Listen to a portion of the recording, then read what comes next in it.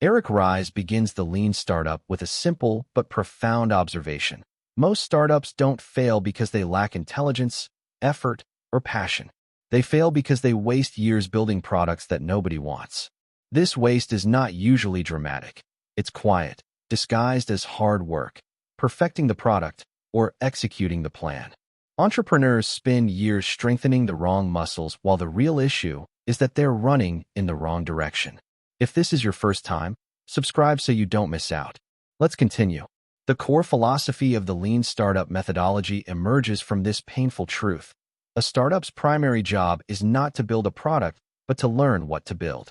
Learning is the unit of progress, not product features, not business plans, and not funding rounds. Ries argues that startups operate under extreme uncertainty. Because of this, traditional management, built for predictable environments, cannot help them. Startups need a new system for navigating uncertainty, one that minimizes waste, accelerates learning, and grounds decisions in real-world customer behavior rather than assumptions. The method that rises from this necessity is the build, measure, learn feedback loop, which turns entrepreneurship into a systematic, repeatable process. But to understand why this method is revolutionary, we must first explore how startups traditionally fail. Entrepreneurs often fall in love with their ideas, to the point that they fight reality to keep the dream alive. Ries refers to this as the leap of faith fallacy, the belief that intense conviction equals truth. Startups assume their ideas will catch on, that people will love this, or that we just need to market harder. But without evidence, confidence is nothing but optimistic guesswork. A powerful example is Quibi, launched in 2020 by Jeffrey Katzenberg and Meg Whitman. It had nearly $2 billion in funding and a team of industry veterans. The founders believed people would eagerly watch short-form, Hollywood-quality videos on smartphones. Yet they validated nothing. Within 6 months, Quibi collapsed. Why? Because the world never asked for what they built. Their vision lacked validated learning. The lean startup method would have exposed this misalignment early by forcing real-world testing before massive investment. This leads to the next embedded lesson. Startups must replace faith with evidence, and evidence only emerges when entrepreneurs run disciplined experiments. But experiments require humility. An entrepreneur must be willing to discover that their idea was wrong. Lean startup is not the glorification of being correct. It is the liberation that comes from correcting course fast. Another global example, Jumia, the Africa-focused e-commerce giant, spent years pushing a Western-style e-commerce model into African markets without validating local realities. Delivery costs, unreliable addresses, low card payment adoption, and high return rates crushed margins. Had they done deeper validated learning early, they would have built a hyper-localized model first before scaling. Instead, they scaled the wrong system, then spent years descaling. Ries argues that startups must avoid premature scaling, that dangerous phenomenon where companies expand before understanding customer behavior. Scaling too early is like pouring fuel on a fire that isn't burning. To fight this, the lean startup requires entrepreneurs to test the smallest version of their idea as quickly as possible, what he calls the minimum viable product, MVP. But the MVP is not a small product. It is a tool for learning. It answers the question, what is the fastest way to test my risky assumptions? In this way, the lean startup reframes product development. Instead of perfecting, launch. Instead of debating, test. Instead of predicting, observe. A real-life American example. When Dropbox launched, founder Drew Houston didn't start by building a complicated file sync system. That would have taken years. Instead, he made a simple 3-minute video showing how the product would work. He shared it with the early tech community. Thousands signed up instantly. Only then did he spend time building the actual software. Houston didn't guess. He validated demand. The MVP here wasn't a product. It was a video. On the global stage, TikTok's parent company, ByteDance, operates almost entirely on lean startup principles. They run continuous experiments, launch rapidly, and improve features based on real-time data. Their culture is built around ship, measure, learn, and this speed of iteration explains their explosive success. Ries emphasizes that validated learning is superior to intuition because it reveals where value actually lies. For example, A founder may believe customers need a complex set of features, but when tested, data may show that only one simple feature drives behavior. Consider the early days of Instagram. The founders originally built a full location-based social network called Burb, but users ignored 90% of the features and obsessed over only one: photo sharing with filters. Instead of defending the original idea, the founders stripped the app to this single function. Instagram exploded globally in weeks. The embedded lesson here is profound. Kill what's not working, amplify what works, and never confuse effort with progress. Eric Ries also stresses that entrepreneurship is management, but not the traditional kind. The old management mindset relies on forecasting, optimization, and control. Startups need a system built on experimentation, iteration, and rapid adaptation. A company like Blockbuster failed because it relied on old management logic in a transforming world. Meanwhile, Netflix repeatedly reinvented itself using continuous testing and learning. By this point in the narrative of the book, the entrepreneur begins to understand that the lean startup method doesn't kill creativity, it protects it from waste. The biggest threat to innovation is not a bad idea, but an untested one.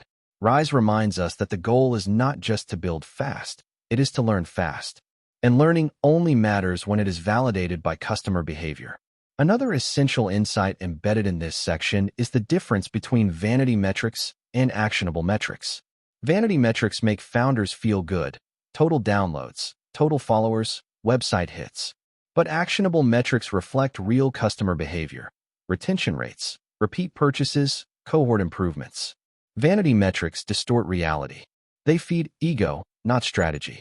For example, many African fintech apps celebrate app downloads, but only a fraction of those downloads become long-term, active users.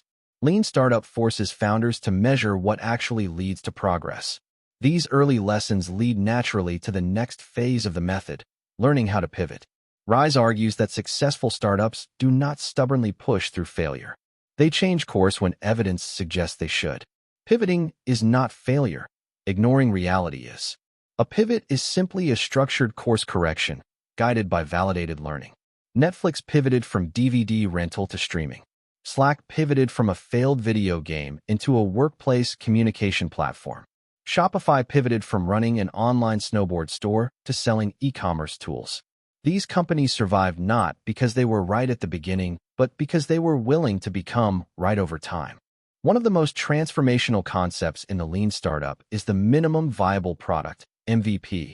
Not because it is small, but because it is a disciplined redefinition of what progress means.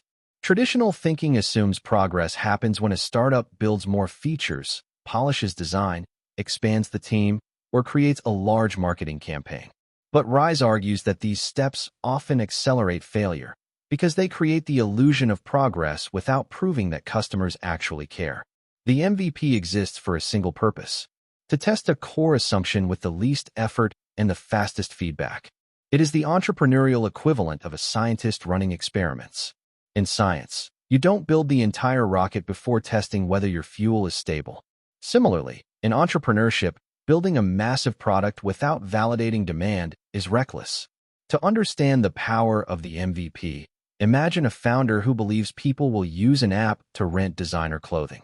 Instead of spending a year building the platform, she could create a simple Instagram page, post pictures of available clothing, take orders manually through DMs, track which items get the most interest, measure repeat behavior.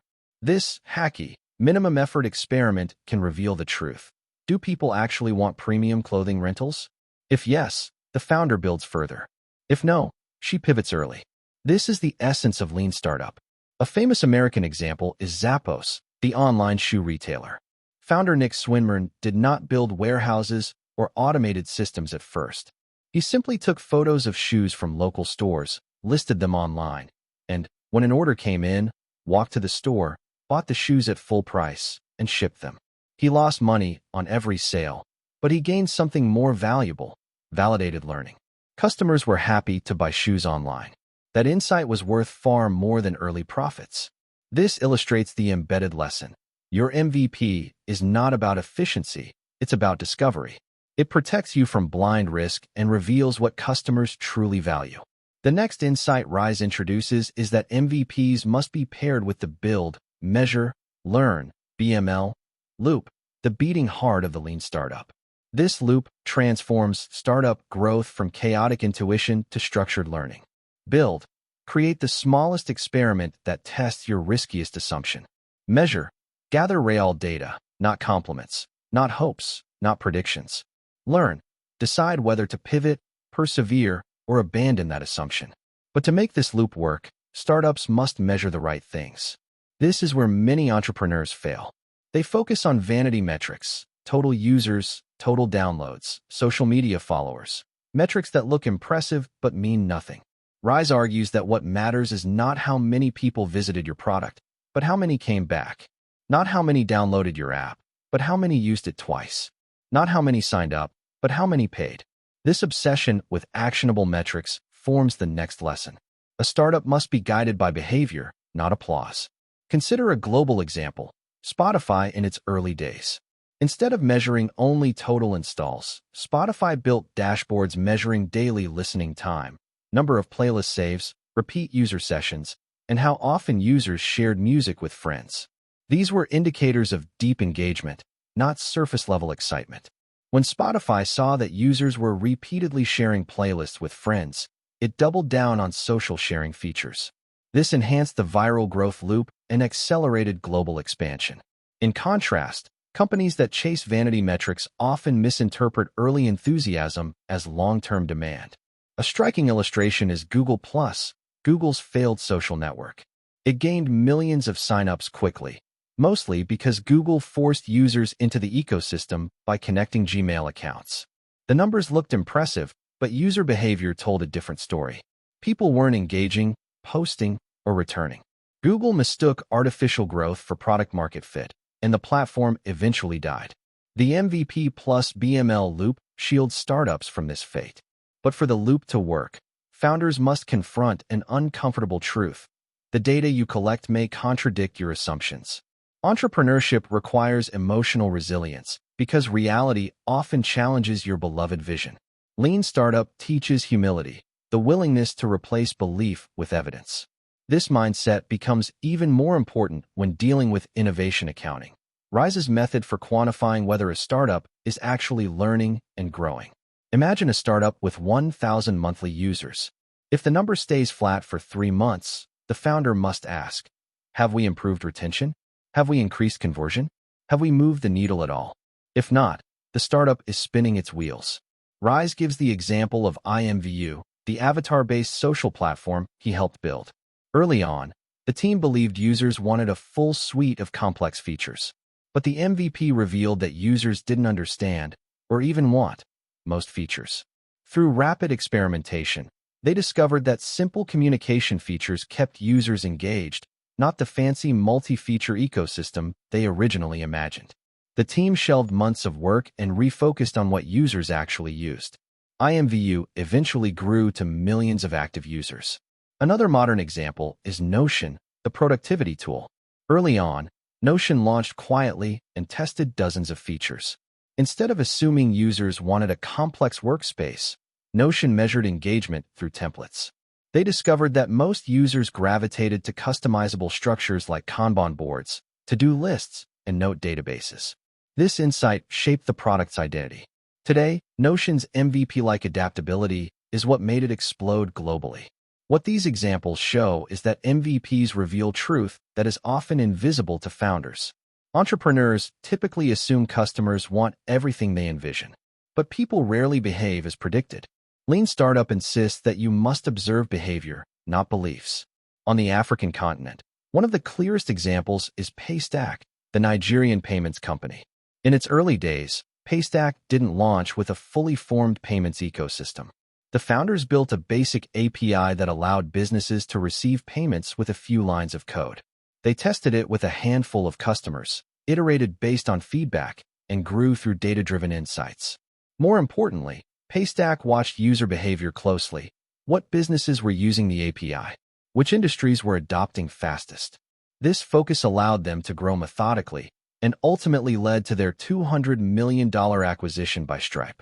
Rise also emphasizes that the MVP must be uncomfortable for the founder. If your MVP feels polished, you spent too much time. If it feels embarrassing, you're doing it right. The goal is not perfection. The goal is learning before investing. Founders often resist this because they fear customers won't take them seriously. But customers don't care about polish. They care about solutions to their problems. Consider Airbnb. Its first version was literally a basic website describing 3 air mattresses in a living room. No booking system, no automated payments, no full-service features. But the founders discovered something surprising. People were willing to stay in strangers' homes to save money, and hosts were happy to earn income. That insight, validated by one minimal test, became the foundation of a multi-billion-dollar worldwide movement. The embedded lesson here: speed of learning beats speed of building. A startup that learns fast will always outcompete a startup that builds fast but learns slowly. As the build, measure, learn loop spins repeatedly, something crucial happens. The startup begins to identify whether progress is real or imagined. The loop exposes which assumptions are correct, which features matter, which customers are returning, and which behaviors lead to revenue. This process slowly transforms uncertainty into understanding. From this growing clarity emerges the next stage of the lean startup journey: learning when to persevere and when to pivot. Rise argues that learning is useless unless it drives decision-making. If the metrics show real improvement, the startup should double down. If progress stalls, the startup must pivot before resources are depleted. The true test of a startup is not whether its founders are passionate, hardworking, or visionary, but whether they can interpret reality honestly enough to change direction when the evidence demands it. This is the essence of Eric Ries's concept of the pivot. A pivot is not a failure. It is an adjustment in strategy without abandoning the overarching vision. It is a realignment, a shift in how to reach the same destination more effectively. Rise explains that startups often cling to their ideas long after the data proves those ideas are flawed. This emotional attachment is understandable. Founders fall in love with their solutions, not realizing that the world may not share their enthusiasm. Lean Startup teaches that passion must be paired with flexibility, because markets evolve, customer needs shift, and assumptions are frequently wrong. The pivot becomes the entrepreneur's survival tool, a strategic correction that keeps the startup alive long enough to succeed. To understand pivoting, imagine a company that launches a mobile app for learning languages. Their assumption is that people want live video conversations with teachers, but after testing the MVP, they discover users barely use the live feature. Instead, what users love is the short, gamified vocabulary quizzes. Here, the founders face a choice: cling to the original vision or pivot toward what customers actually value. A pivot doesn't abandon the language learning mission. It simply changes the pathway. This is exactly how Duolingo became a global phenomenon. In its infancy, the platform experimented with many modes of learning: video chat, translation tasks, language forums, audio lessons. But user data consistently showed that people preferred bite-sized, game-like challenges. Rather than resist, Duolingo pivoted the entire experience towards streaks, leaderboards, hearts, and XP points. The company's identity shifted from a translation tool to the world's most addictive educational app. Today, its gamified style has attracted hundreds of millions of learners globally. This illustrates the key embedded lesson. Successful startups listen to customers' behavior, not their imaginations. Rise makes an important distinction between a small setback and a clear signal to pivot. Many founders mistakenly treat every challenge as evidence that the idea just needs more time. They delay necessary changes until they run out of runway. Lean Startup teaches that a startup must define baseline metrics early: conversion rates, retention behavior, revenue patterns, engagement cycles, and then measure whether each iteration moves those metrics noticeably. If repeated experiments do not produce meaningful improvement, that is not stubbornness, it is blindness. Sometimes the pivot is subtle, improving onboarding so users engage faster. Sometimes it is radical, changing the target audience entirely. Occasionally, it redefines the product itself. A remarkable modern example is Slack. Today, it is one of the most successful workplace communication tools in the world. Yet Slack began as a gaming company called TinySpec.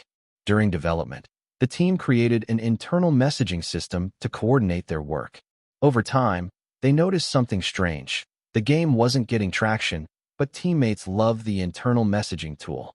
Instead of forcing the original vision, Stuart Butterfield pivoted completely. The gaming company shut down. The internal communication tool became the product. That pivot led to a multi-billion-dollar acquisition. This case reinforces a crucial insight Ries emphasizes. Pivots often emerge from observing what people are already doing with your product, not what you thought they would do. Lean Startup describes several pivot types: zoom in, zoom out, customer segment, channel, platform, value capture, and more. But at the heart of all pivots is the same principle: correct course when reality diverges from your assumptions. The challenge is having the courage to allow data to override ego. The global business landscape is full of such pivots. Look at YouTube. It began as a dating website where people uploaded video introductions of themselves. Hardly anyone used it for dating, but users kept uploading general videos, comedy clips, family events, random creativity. Instead of insisting on the dating concept, YouTube pivoted to video sharing. Today, it is one of the largest media platforms on Earth. Africa offers equally powerful illustrations. Consider M-Pesa, the Kenyan mobile money system. Initially, it was designed for microloan repayments. But early users began sending money to family members instead. Instead of resisting, the company pivoted toward peer-to-peer money transfers, a change that transformed M-Pesa into one of the most successful fintech innovations in the world. The pivot aligned the product with what customers truly needed. This global pattern reinforces the lesson. Customer behavior is the oracle. The entrepreneur's job is to listen. However, pivoting is only one side of the startup decision tree. The opposite decision, persevering, is equally important. A startup should persevere when metrics show consistent improvement, even if growth is slow. Entrepreneurs often second-guess themselves too early, abandoning viable ideas before they mature. Lean Startup argues that perseverance is justified when data proves growing customer adoption, improving retention, or more efficient acquisition channels. This is where innovation accounting becomes a compass. It helps founders distinguish between an experiment that needs more time and a strategy that needs replacement. Perseverance requires patience, especially when growing a product takes time. Think of Zoom. Before the pandemic, Zoom was not the largest video conferencing tool. It had fierce competition from Skype, Google Hangouts, WebEx, and GoToMeeting. But Zoom's team persevered for years, iterating relentlessly on quality, latency, simplicity, and stability. Their philosophy wasn't to pivot away from video calls. It was to improve the experience so dramatically that users felt the difference. When global circumstances suddenly created demand, Zoom was ready, not because of luck, but because it persevered with data-driven improvement over nearly a decade. Some industries demand long perseverance cycles. In biotech, for example, companies might spend years running experiments before validating a workable solution. The lean startup methodology can still apply, with MVPs in the form of lab simulations, computational models, or small-scale trials. But perseverance is often essential. Eric Ries insists that startups must learn to differentiate between false negatives and true negatives. A false negative is when an experiment appears to fail temporarily but still holds promise. A true negative is when repeated experiments show no path to success.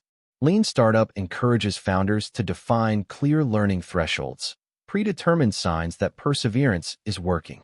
This removes emotional bias and ensures the decision to persist is strategic, not hopeful. To make these decisions more systematic, Rise outlines a framework. Establish a baseline metric using the MVP. Create iterations aimed at improving that metric if improvements occur. Continued if the metric stagnates after repeated attempts. Pivot. This approach transforms guesswork into evidence-based progress. But beyond pivoting and persevering, Lean Startup explores another dimension of building successful companies, creating organizations that are structured for continuous learning, not one-off experiments. Rise argues that startups are fundamentally human systems. They are not factories that produce products. They are laboratories that produce knowledge. And for knowledge to flow freely, teams must adopt transparency, accountability, and the courage to share failure openly. In many traditional corporate cultures, failure is hidden, punished, or ignored. Managers cling to plans even when the plans no longer work. Lean Startup flips this script. Failure becomes a source of data, not shame.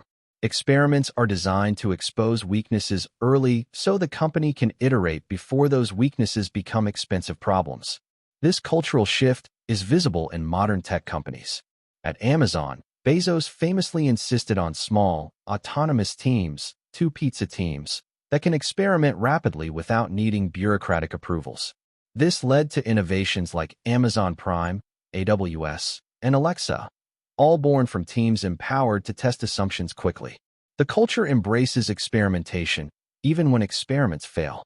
Similarly, Netflix relies heavily on A/B testing, a lean startup principle at scale. Every major feature, interface layout, recommendation type, and even thumbnail artwork is tested across millions of users. Netflix learned early on that corporate opinions about design are irrelevant. What matters is what users actually click. This relentless experimentation culture helped Netflix outpace Blockbuster and dominate global streaming. Ries argues that startups, and even large companies, thrive when decisions are made by reality, not hierarchy. Lean Startup therefore encourages organizations to adopt mechanisms that make experiments easy to run, metrics visible, and validated learning undeniable. This mindset shift is crucial for founders because entrepreneurship is emotionally taxing. The constant uncertainty, pressure, risk, and endless decision-making can erode clarity. But Lean Startup reframes the journey. Instead of asking founders to predict the future, it teaches them to create systems that discover the future through rapid learning cycles. When teams internalize this philosophy, they begin operating with clarity. Instead of asking, "Are we succeeding?" they ask, "Are we learning fast enough?" This question changes everything, from how features are built to how teams communicate. As pivoting, persevering, and learning systems solidify, a startup begins transitioning from survival mode to growth mode. And this transition introduces a new complexity: scaling. Scaling without validation leads to collapse. Scaling with validated learning leads to sustainable success. As a startup evolves past its earliest experiments, something subtle but deeply significant begins to happen. The company shifts from simply fighting for survival to building the foundations for long-term growth. Yet this transition is dangerously deceptive. Many founders believe that once product-market fit appears, the rest will take care of itself. But Eric Ries stresses that the moment a startup begins to grow is the moment it becomes most vulnerable, because poor scaling decisions compound much faster than early-stage mistakes. A startup that scales too early collapses under the weight of unproven assumptions. A startup that scales too late loses momentum and cedes the market to faster competitors. The lean startup method, therefore, treats scaling as a discipline, not an accident, not an act of luck, and certainly not a knee-jerk reaction to early success. The first principle of smart scaling is that growth must be based on validated learning, not enthusiasm or investor pressure. Rise outlines 3 engines of growth: sticky, viral, and paid, and emphasizes that every startup must identify which engine powers its business, then optimize accordingly.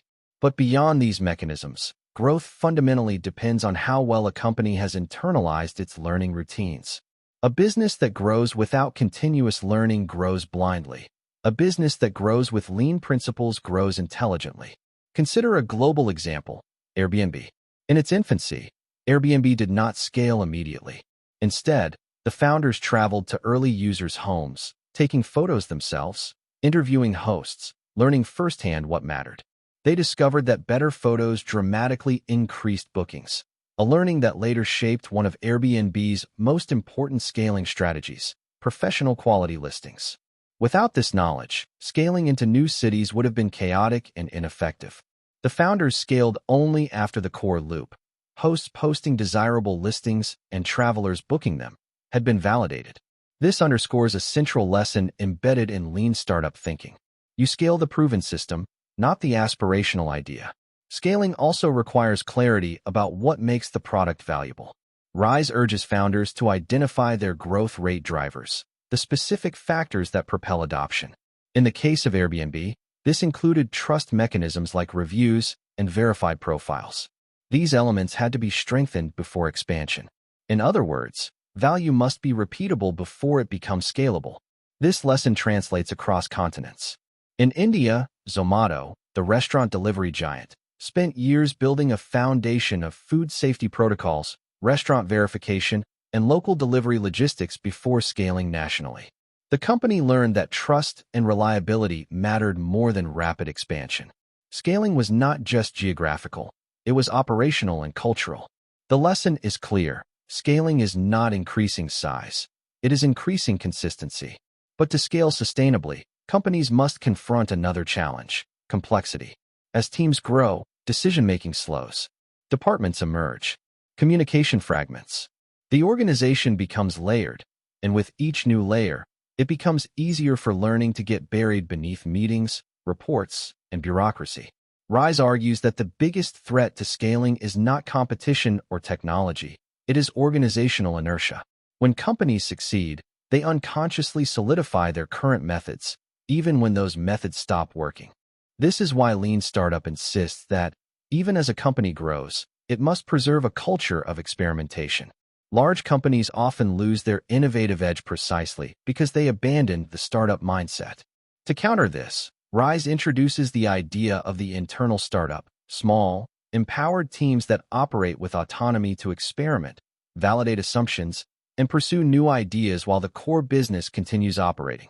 A prime American example is Amazon Web Services, AWS. AWS began not as a grand corporate initiative, but as an internal startup. A small team within Amazon had identified a pattern. Developers across the company struggled with server provisioning. Instead of launching a massive top-down project, Amazon allowed a small team to explore an MVP, cloud-based storage, and compute accessible through APIs. The team iterated independently, tested the concept, and eventually unlocked a multi-billion-dollar opportunity that transformed the entire tech landscape. AWS became one of the most profitable businesses in the world, all because Amazon mastered scaling through structured autonomy. This model has spread globally. In Nigeria, for instance, fintech companies like Flutterwave scaled partly by empowering internal teams to experiment with merchant solutions, cross-border payments, and API integrations that later became core growth drivers. These innovations didn't come from rigid plans, but from flexible teams allowed to learn quickly in a fast-changing market. Lean Startup teaches that scaling is sustainable only when learning is continuous at every stage, not just the early days. Another critical component of scaling is understanding the difference between growth hacks and growth strategy. Growth hacks create temporary spikes. Strategy creates compounding loops. Ries argues that many startups chase shortcuts, viral campaigns, influencer promotions, flashy launches, assuming these will carry the business forward. But shortcuts rarely yield lasting traction. They must be supported by genuine customer value. The meteoric rise and collapse of certain hyper-funded startups showcases this truth. Some companies gained large followings quickly due to aggressive marketing, but failed to sustain growth because they hadn't validated the underlying business model. Lean Startup reveals the flaw. Growth built on untested assumptions crumbles when those assumptions break. Sustainable growth demands evidence that acquisition, retention, and monetization work together in a stable loop. To illustrate the contrast, consider Zoom again. Its growth was not a consequence of sudden popularity. It was the result of years of refinement, low latency, ease of use, frictionless onboarding. When growth arrived, it accelerated naturally because the product was solid. Growth was not an accident. It was the result of compounding validated learning. But scaling does not stop at product and marketing. It extends to team structure, company culture, and leadership philosophy. Ries emphasizes that the founder's job evolves dramatically during scaling. In the early days, the founder experiments with everything. Later, the founder must shift into a role that empowers others to experiment. The leader becomes a curator of systems rather than the executor of tasks. The CEO of a scaling company must ask, does my team have the tools, permission, and clarity to run experiments without waiting for me? If the answer is no, the company will fall into bottleneck paralysis. This is why psychological safety becomes a critical ingredient. If team members fear judgment, they will not propose bold experiments.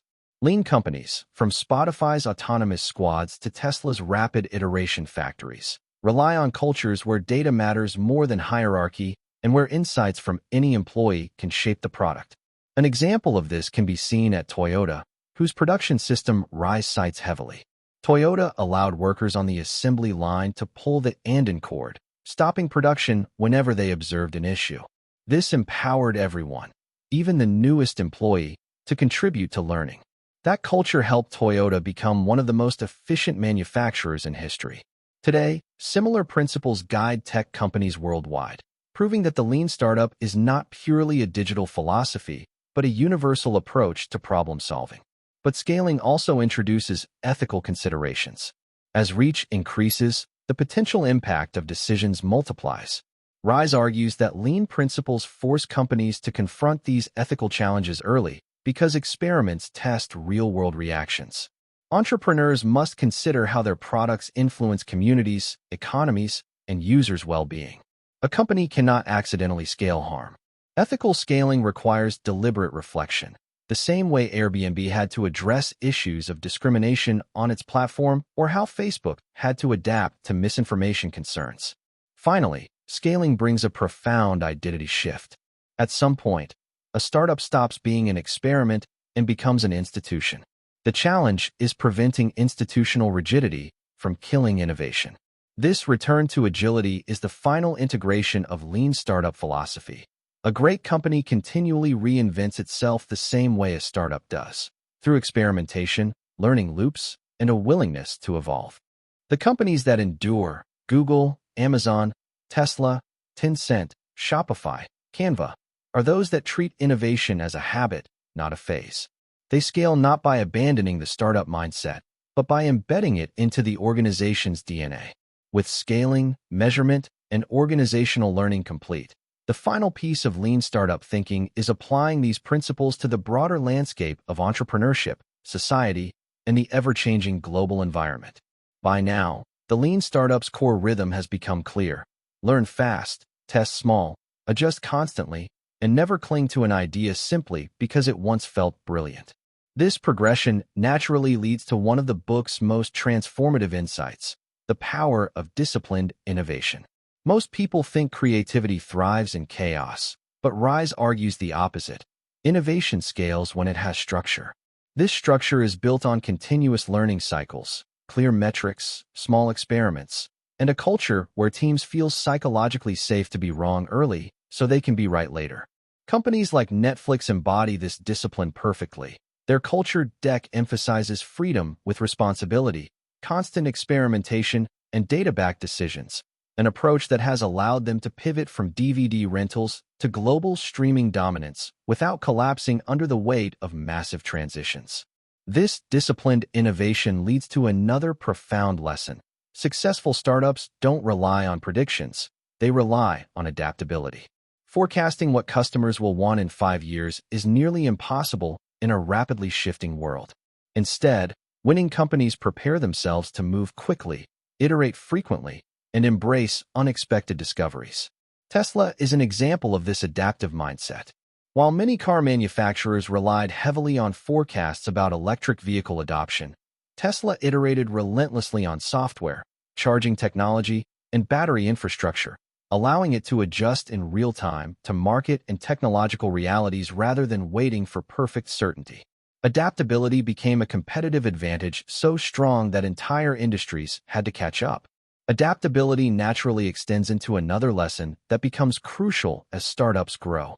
Innovation must scale without breaking. Many early-stage companies collapse not because their idea failed, but because their internal systems couldn't handle growth. Rise highlights that scaling prematurely is one of the most expensive mistakes in entrepreneurship. WeWork illustrates this clearly. The company expanded aggressively before validating sustainable business fundamentals, ultimately leading to financial collapse and restructuring. In contrast, companies like Shopify scaled by validating their core model, ensuring product, market fit, and building processes intentionally instead of frantically. This contrast shows that growth should be strategic, not explosive. From this, Rise moves toward a deeper reflection. True success demands long-term thinking, not short-term excitement. Startups often chase immediate wins. Viral marketing, massive fundraising rounds, quick user spikes. But these bursts rarely create enduring businesses. The lean startup emphasizes building companies that last, not companies that trend. Patagonia is a real-world example of long-term thinking stretched across decades. Instead of optimizing for short-term profit, the company invests in environmental sustainability, durable products, and mission-driven culture. The result is customer loyalty so strong that it has become a competitive moat deeper than any advertising campaign could build. This leads into a final, powerful insight. Entrepreneurship is not a moment. It is a system, a discipline, and a mindset. It is not something that ends once a product launches or a company becomes profitable. It is a never-ending process of learning, adapting, measuring, and improving. This mindset has now expanded far beyond Silicon Valley. Governments, NGOs, global corporations, and even schools have adopted lean startup principles. In Africa, digital fintech companies like Flutterwave and Paystack applied rapid experimentation, validated learning, and user-centered iteration to revolutionize payment infrastructure. In India, startups like Byju's used similar principles to scale personalized learning solutions from small prototypes to global platforms. In the US, companies like Airbnb, Uber, and DoorDash iterated relentlessly through early uncertainty, legal barriers, user skepticism, and market fluctuations, proving that disciplined entrepreneurship can redefine entire industries. In the end, the lean startup teaches that building something meaningful requires more than passion. It requires a scientific approach to entrepreneurship. It demands founders who are humble enough to be wrong, curious enough to learn fast, and courageous enough to adapt continuously. Rise shows that success is not a result of perfect ideas or perfect timing, but of continuous innovation, validated learning, resilient teams, and the unshakable discipline to build what the world actually needs, not what we hope it needs. The book becomes not just a manual for startups, but a blueprint for any person, organization, or nation seeking to innovate sustainably in a world where change is the only constant. If this message resonated with you, subscribe and join us for more wisdom that fuels growth.